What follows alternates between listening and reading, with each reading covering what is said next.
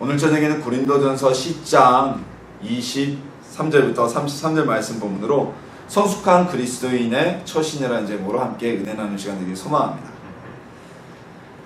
대인관계가 좋은 사람은요, 어느 곳에서나 환영을 받습니다. 학교에서건 가정에서건 또한 교회 공동체에서건 직장에서건 어느 곳에서나 이런 분들은 환영을 받아요. 그리고 모든 곳에서 주목을 받습니다. 이 관계가 좋다는 얘기는요, 어떤 외향적으로 우리가 소위 얘기하는 분위기를 띄우고 사람들에게 즐거움을 주고 이것만이 관계가 좋은 것의 전부는 아닙니다. 이 외향적인 성격이 없다고 할지라도 내향적이지만 사람들에 대한 배려가 많고 그리고 따뜻한 마음을 품어서 보이지 않게 드러나지 않게 사람들을 위해 위로를 주는 행동을 할 때 많은 사람들에게 호감을 주게 되고요. 그리고 그가 속한 공동체가 원활하게 돌아가는 윤활유 역할을 하게 하는, 또한 자신이 위기에 빠졌을 때 다른 사람들이 먼저 손을 내밀게 하는 어떤 이런 힘을 발휘하게 합니다. 이것이 바로 관계가 원활한, 관계가 원만한 사람들에게 오는 유익이기도 하죠. 자, 관계가 좋으려면요, 배려와 에너지는 아주 필수적인 것입니다. 타인에 대한 배려가 없이는 관계가 좋을 수가 없죠. 아무리 옳은 말을 하고 좋은 결과를 내고 그 사람의 말이 누군가의 말이 100% 맞다고 해도 남을 배려하지 않는 사람들이 있어요. 우리가 인간관계에서도 그런 분들 있잖아요. 얘기를 들으면 맞아요. 그렇게 하는 것도 옳아요. 방법도 옳은데 다른 사람이 의견을 제시하면 아 그래요, 그 방법도 맞습니다만 이게 더 나은 것 같습니다, 이런 식이 아니라 말도 안 되는 소리 하지만 그런 쓸데없는 얘기 하지도 말라고 단칼에 자른다면 듣는 사람 입장에선 배려심이 없는 것이기 때문에 상당히 기분 나쁘고 그의 말이 옳은 것이라는 걸 알면서도 좋은 일이라고 써도 적을 만드는 일이 생기기도 합니다. 또한 관계가 좋으려면요, 에너지가 반드시 필요해요. 내가 에너지가 부족한 사람은 에너지를 나눠줄 수가 없기 때문에 배려를 할 수 없고 관계에 힘을 줄 수가 없습니다. 에너지가 부족한 사람은 늘 에너지가 많은 사람을 졸졸졸 따라다니게 되어 있어요. 이거는 우리가 자력의 법칙하고 똑같은 건데요. 강한 자석이 자력이 약한 자석을 끌고 와서 붙이는 것처럼 에너지가 강한 사람은 남을 위해 배려를 할 수 있고 관계를 좋게 이끌어 나갈 수 있는 힘이 있지만 자신의 에너지가 약한 사람들, 이건 뭐 어떤 육체적인 에너지가 얘기하는 것이 아닙니다. 마음의 에너지, 어떤 영적인 에너지가 약한 사람은 늘 누군가를 바라보며 따라가야 하기 때문에 배려를 할 수 있는 어떤 힘의 여력이 없습니다. 그래서 관계가 좋으려면 반드시 배려하는 마음, 그리고 에너지가 우리 안에 충만하게 필요해야 됩니다. 이렇게 배려와 에너지가 있는 사람만이 관계의 삶을 살 수 있는데요. 좋은 관계를 맺을 수 있는데요. 그렇다면 우리 성숙한 그리스도인들은 어떤 관계를 맺는 삶을 살아야 할까요? 오늘 본문이 우리에게 주는 메시지입니다. 오늘 말씀을 나누면서 성숙한 그리스도인의 삶, 세상 가운데 또한 우리 주변 가운데 어떠한 관계를 맺어야 되는지 함께 나누며 우리도 이러한 관계를 우리 삶 속에서 그대로 베푸는 은혜 받는 시간 되기를 소망합니다. 자, 먼저 그리스도인은요, 당연한 이야기지만 타인을 먼저 배려하는 마음을 가져야만 합니다. 오늘 본문에서는요, 단순히 배려한다 이런 단어보다는 좀 더 강한 의미를 가진 단어를 사용합니다. 바로 유익이라는 단어입니다. 나의 이익이 아닌 타인의 이익과 타인의 유익을 먼저 우선시하는 삶을 살아야 한다는 것입니다.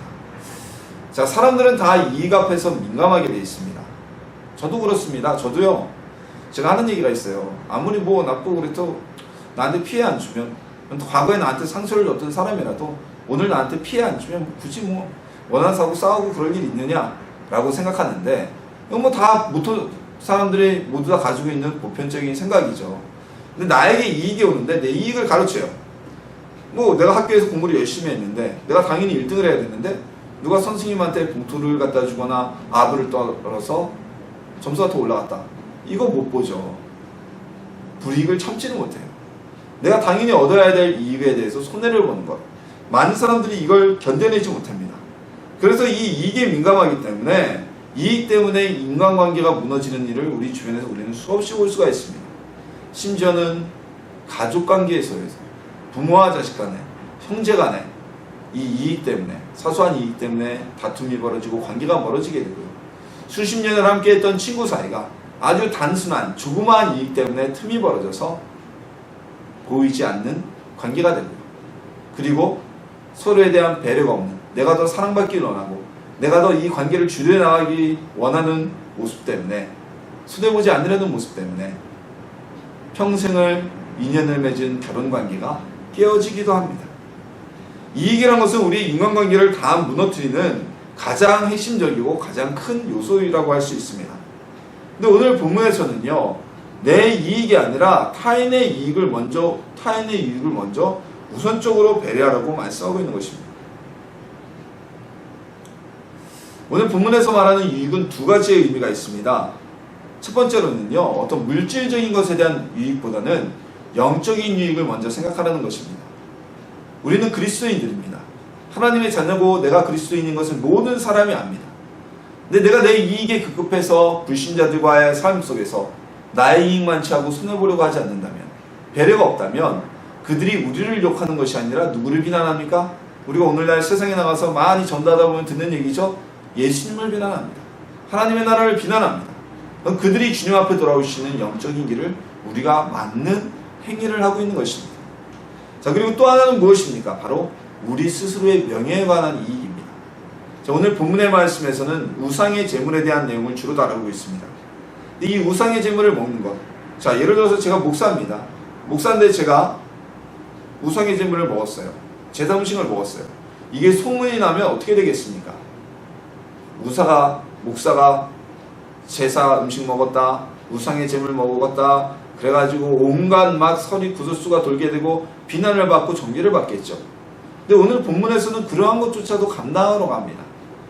내 명예가 조금 사람들에게 실추가 될 수도 있고 위험성이 있지만 그들의 영혼을 위해서, 그들과의 관계를 위해서 내 명예에 대한 이익도 때로는 베풀고 배려할 수 있는 마음을 가져야 한다는 것입니다. 그리스도인은 자신의 이익을 포기할 수가 있어야만 합니다.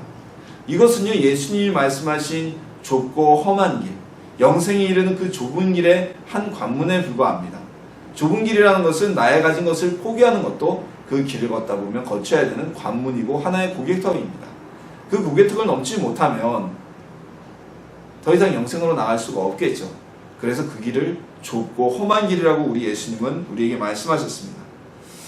자, 이러한 타인에 대한 배려, 나의 이익을 내려놓는 것, 내 형제에게도, 내 가족에게도 보편적으로 내려놓지 못하는 이익을 혈연적인 관계가 없는 사람들을 위해서도 내려놓으시는 것, 이것이 바로 성숙한 그리스도인의 처신이라는 것입니다. 여기서 성숙하다는 것은요, 우리가 교회를 오래 다녔다는 것이 아닙니다. 성숙하다는 의미는 목사고 장로고 전도사고 권사고 이런 직분이 높다는 표현이 조금 그런데, 교회 내에서 어떤 특정한 직분, 좀 더 교회에 많이 봉사해야 되는 이런 직분을 맡고 있다는 것의 의미가 아닙니다. 제가 방금 전에 약간의 그 단어의 사용을 잘못한 것 같은데, 교회에서는 뭐 목사나 전도사나 장로나 권사나 집사나 높고 낮음 없습니다. 여러분 다 똑같은 위치입니다. 각자가 맡은 직임이 다를 뿐입니다. 이거 계급 아닙니다. 자, 이런 직임을 맡은 거나 또는 평신도거나 다 똑같은 겁니다. 직임이 더 큰 봉사의 영역을 맡았다고 해서 더 많은 것을 가지고 누리는 것이 아니라 우리가 타인을 위해서 늘 배려하고 봉사하고 헌신하고 내놓을 수 있는 마음을 가져야 한다는 것입니다. 그것이 바로 우리가 타인을 위한 좋은 관계를 맺을 수 있는 성숙한 그리스도인이라는 첫 번째 이야기입니다. 즉, 성숙한 그리스도인이라는 이야기는요, 단지 어떤 외적인 것들, 거룩한 행실의 모습, 직분, 교회를 다닌 예수님을 믿은 연역, 이것이 아니라 우리가 얼마나 남을 위해서 나의 이익을 포기하고 배려할 수 있는가, 거기에 초점이 맞춰진 이야기입니다. 자, 두 번째로 우리 성숙한 그리스도인들은요, 어떠한 모습이 되어야 되느냐, 어떠한 배려를 우리가 해야 되느냐 한번 볼까요? 자, 모든 것이 우리에게는 가능하다고 23절에는 전제가 되어 있습니다. 예수님을 믿고 하나님의 자녀가 된 우리, 주님의 구원의 품 안에 들어온 우리는 이제 거칠 것이 없습니다. 그러나 우리가 모든 하는 일이 가능하지만 그 모든 것이, 모든 행위가 덕이 되거나 그것이 우리에게 본이 되는, 이익이 되는 것은 아니라고 말씀하고 있습니다. 즉, 이익보다는 덕을 세우는 배려가 우리의 관계 가운데 있어야 한다는 것입니다. 그래서 오늘 말씀에서는 우상의 제물과 연관된 내용을 주로 다루고 있어요. 먼저는 시장에서 파는 것을 먹을 때에는 양심을 위하여서 너희가 묻지 말고 이게 우상의 제물입니까 아닙니까 묻지 말고 그냥 먹으라는 것입니다. 전에도 제가 말씀을 전하면서 한번 나눈 이야기인데요. 이 고린도전후서가 기록될 때는 로마 시대였잖아요.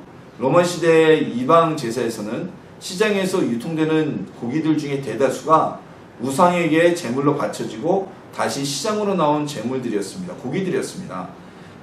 좀 차이가 있죠. 유대교에서는 구약의 하나님께 대한 예배 형식에서는 제물을 전부 다 불로 타서 태워드리거나 남은 고기는 때로는 제사장들의 목만이 되었죠.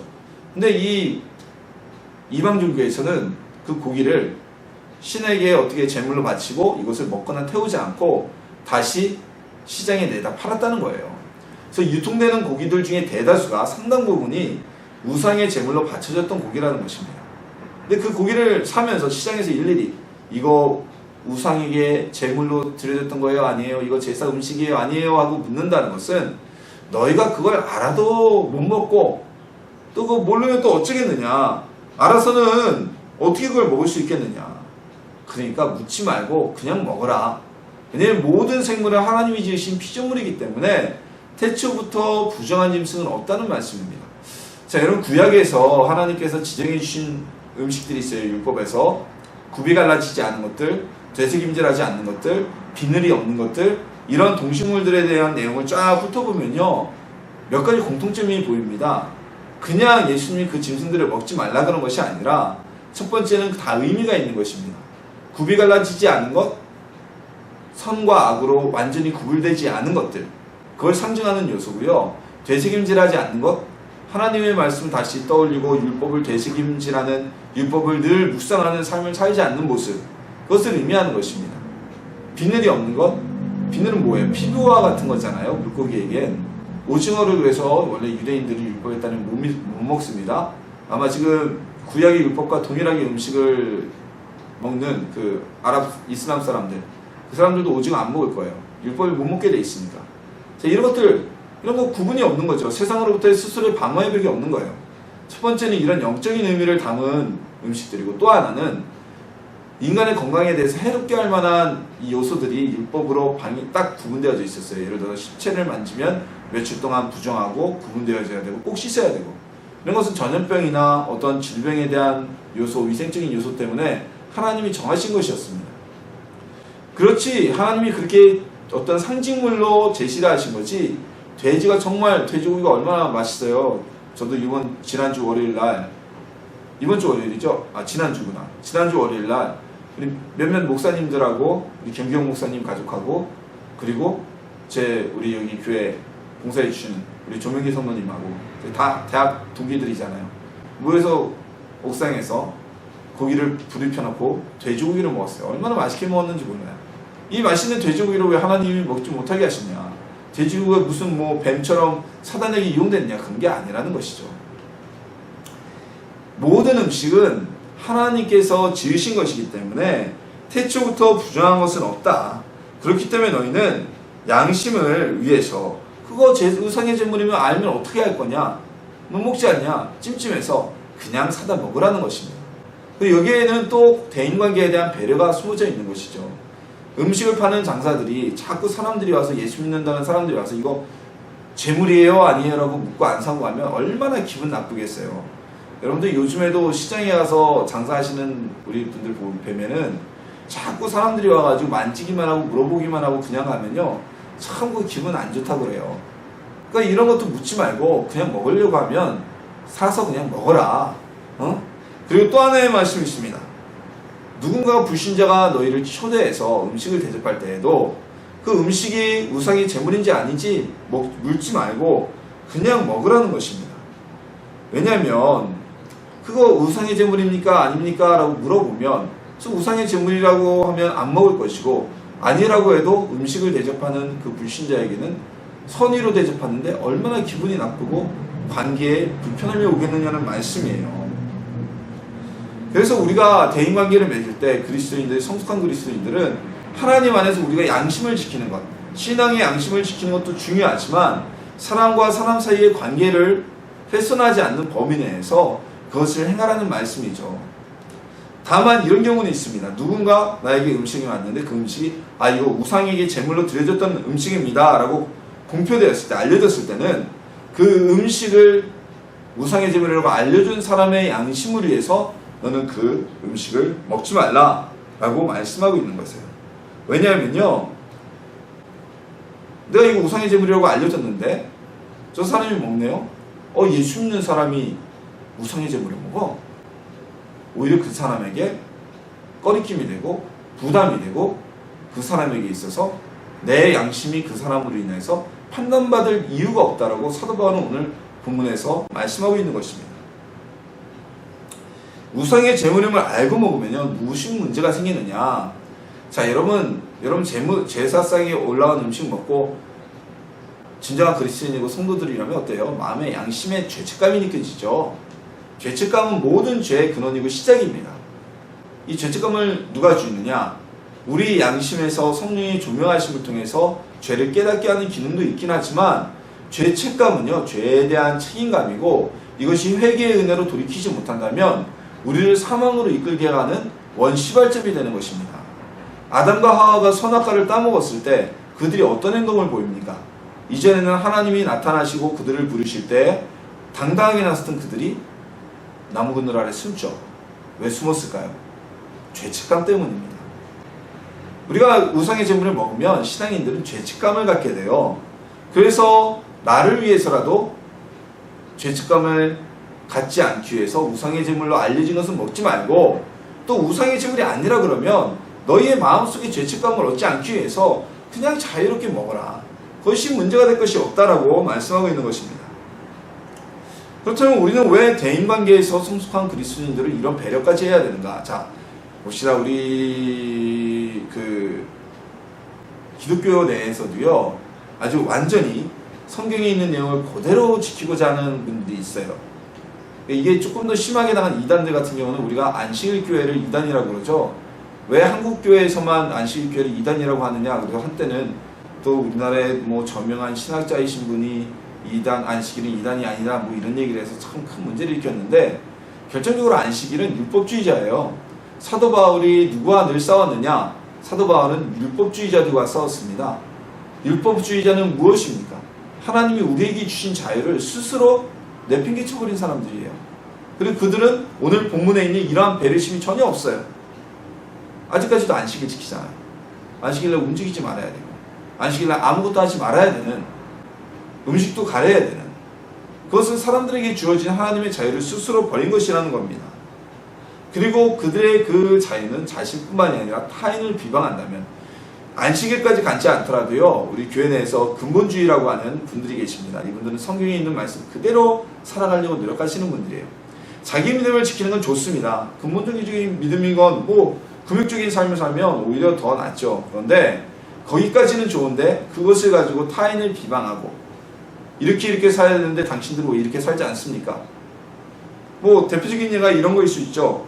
저도 주일날 하루는 하나님을 위해서 온전히 드려야 된다고 생각하는 목회자입니다. 이건 목회자라면 누구나 다 당연한 얘기입니다. 될 수 있으면, 가능하시면, 믿음이 된다면 주일날 사업장 문을 닫고 하나님께 헌신하면 하나님이 채워주심을 믿고 살아가는 것. 그런데 여기서 끝나야지, 누가 주일날 문을 안 닫고 아직 믿음이 되지 못해서 그 하나님께 주일날 하루를 문을 닫으면 사업자에서 들어오는 수익에 대한 그 믿음이 차지 못해서 장사를 하시는 분들에 대해서, 당신들은 예수 믿는 사람이 왜 주일날 장사를 하고 주일을 범죄하고 이러느냐라고 지적을 한다면 그건 하나님이 기뻐하시는 일이 아니라는 것입니다. 불신자들에 대한 오늘 예도 마찬가지입니다. 불신자들이 음식을 줬을 때 이거 우상의 제물이냐 아니냐, 여러분들 식사를 우리가 단체로 가도 음식을 딱 시켰는데 누가 나 이거 안 먹어, 나 이거 안 먹어 자꾸 그러면 솔직히 미안하기도 하고 짜증나기도 하고 그러잖아요. 이게 무슨 덕이 되겠냔 말이죠. 자, 오늘 본문에 이런 말씀이 나옵니다. 내가 말한 양심은 너희의 것이 아니요 남의 것이니. 즉 오늘 본문의 말씀의 내용은요, 단순히 어떤 인간관계의 배려의 방법이 아니라 대인관계의 배려의 방법이 아니라 곧 하나님을 위한 일이라는 것입니다. 본문 31절에 보면 그런즉 너희가 먹든지 마시든지 무엇을 하든지 다 하나님의 영광을 위해 하라고 기록되어져 있습니다. 이 구절이 오늘 본문에 삽입되어져 있는 것은, 포함되어져 있는 것은 우리가 남을 위해서 배려하는 것, 혹은 우상의 제물인 걸 모르고 자유롭게 먹는 것, 불신자에게 초대되었을 때 그 고기에 대해서 무엇인지 묻지 않고 먹는 이런 배려심들이 다 내 일이 아니라 남을 위한 인간관계의 방법이 아니라 하나님을 위한 일이라는 것입니다. 이것은 나와 교회와 그리고 이웃을 위한 배려이고, 이 배려는 그들의 영혼을 구원하기 위한 하나의 방편이 된다는 것입니다. 인간관계가 나쁜데 전도가 되겠습니까? 사람들에게 온갖 손가락질 받는 사람이 가서 예수 믿으라고 하면 예수 믿겠습니까? 안 믿죠. 그래서 오늘날 제가 참 안타까운 것이 그것입니다. 우리나라 교회가, 한국에 있는 많은 교회들이 사람들에게 이러한 배려의 의식이 사라져서 하나님을 믿는다는 이유만으로 불편을 줄 때가 솔직히 있습니다. 저는 그래서 어릴 때부터 그랬는지 몰라도 될 수 있으면은 교회도 밖으로 예배 시간에 소리 안 새어나가게 하려고 최대한 노력을 하고 있고요. 서로에게 피해 아니겠습니까? 우리도 불타는 소리 들으면 기분 안 좋아요. 세상 사람들 예배 드리는 소리 시끄러울 수 있어요. 그들의 소리가 우리에게 들리는 것도 우리도 원치 않고, 최대한 이런 부분은 서로 지켜 배려하고, 주차 문제도 그렇습니다. 저도 우리 교회에 주차공간이 없지만 우리 교회를 방문하시는 분들에게 저 밑에 공터가 하나 생겼잖아요. 동네 주차할 수 있는. 그곳에 주차를 하시라고 말씀을 드리고요. 주일날 같은 경우는 이 옆에 주차할 공간이 있죠. 근데 저 옆에 주차할 공간이 감사하게 있는데 거기도 그 건물주분이 차를 대시는 지정 장소가 있어요. 그 장소는 피해서 주차를 하라고 늘 말씀을 드립니다. 안내를 합니다. 주변 사람들이 이런 문제로 피해를 줘서는 안 됩니다. 근데 가장 우리 교회들이 가장 첫 번째 지금 피해를, 교회들이 아니라 정확하게 얘기하면 성도들이 주는 것은 주일날 주차 문제. 주일날만 되면 차를 가져와서 교회 주차 공간이 모자르니까 동네방네 세우고 길가에 불법 주차해가지고, 이게 뭐 하는 겁니까? 나의 이익이 아니라 타인의 이익을 위해서, 그리고 그 이익을 배려하는 것은 곧 하나님의 나라를 위해서 내가 조금 불편하고 대중교통 이용하거나 교회 차량을 이용해서 오는 것이 사람들에게 이익이 된다면 이런 일은 없을 것입니다. 결국은 32절 33절에 분명하게 이에 대해서 말씀하고 있습니다. 유대인에게나 헬라인에게나 하나님의 교회에게나 거치는 자가 되지 말고 나와 같이 모든 일에 모든 사람을 기쁘게 하여 자신의 유익을 구하지 아니하고 많은 사람의 유익을 구하여 그들로 구원을 받게 하라고 말씀하고 있는 것입니다. 우리가 타인에게 불편한 사람이 되지 않아야 되는 것은, 또한 교회에게 불편한 사람이 되지 않아야 되는 것은, 우리가 주변 모든 이방인들에게도 유대인들에게도 걸림돌이 되지 말아야 하는 것은 바로 내 이익이 아닌 그들의 이익을 먼저 생각하고 그들로 구원을 받게 하려는 하나님의 사명을 감당하는 일이라는 것입니다.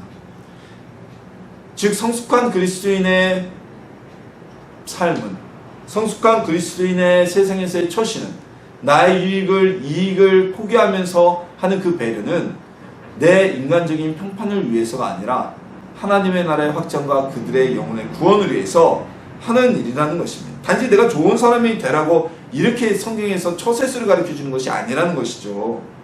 즉 영혼의 구원과 관련된 문제라는 것입니다. 단순히 개인적인 평판만을 생각해서 타인을 배려하는 세상 사람들과는 또 한 단계 다른 그 위차원의 문제라는 것입니다. 이렇게 오늘 본문의 말씀을 따지면요, 우리가 관계 자체가 전도사역의 하나라고 볼 수가 있습니다. 예수님을 믿는 사람들은요, 성도들은요, 산속에 들어가지 않습니다. 보세요, 여러분들. 절은 전부 다 산속에 들어가 있죠.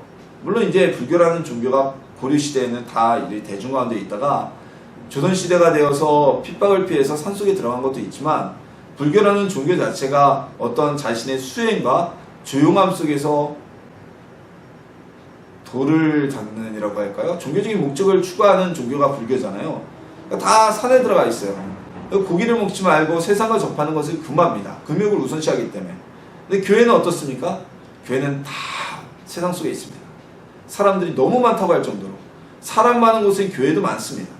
물론 우리 교회들 가운데도 수양관이나 기도원과 같이 하나님께 영적인 어떤 훈련을 받거나 회복을 위해서 구별된 장소가 있지만, 그것이 우리의 주된 개신교의 주된 어떤 현장은 아니잖아요.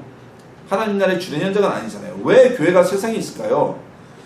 교회가 세상에 있는 것은요, 세상과 함께 어울려 살아가면서 그들 가운데 그리스도의 빛을 전하고 세상의 소금이 되고 그리고 그들로 구원을 얻게 하려는 하나님의 뜻이 있기 때문입니다.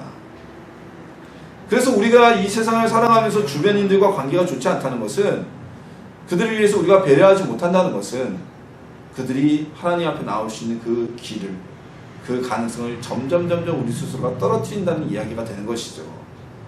주변 분들과는 관계가 좋아야 하는 것. 관계가 좋아야 예수 믿으라고 하죠. 관계도 안 좋고 맨날 원수같이 싸우면서 무슨 예수 믿으라고 하겠어요? 안 그렇겠습니까?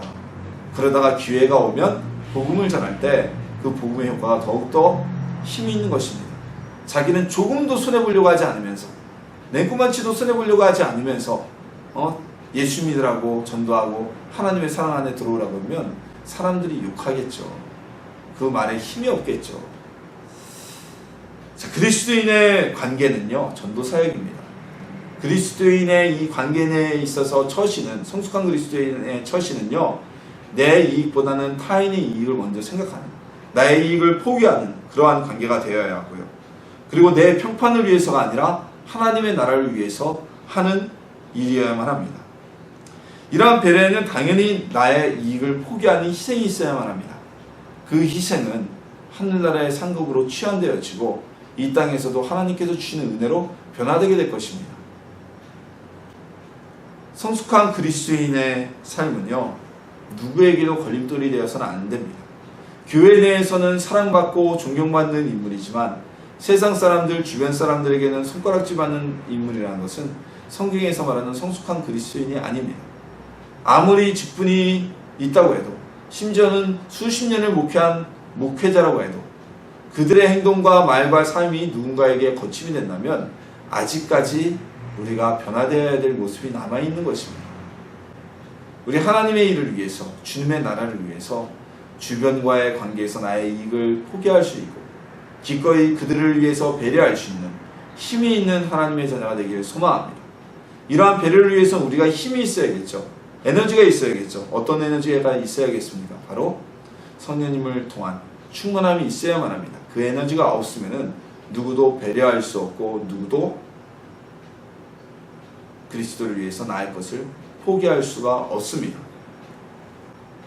예수님을 바라보면서 주님을 위해서 우리가 가지고 있는, 우리가 나눌 수 있는 모든 것을 포기하고 그리고 주변인들을 배려해서 그들이 하나님을 영접할 수 있도록 하나님의 일을 행하는 성숙한 그리스도인이 되시는 우리 에스레나무 신터교회 성도님들이 되시길 예수님의 이름으로 축원합니다.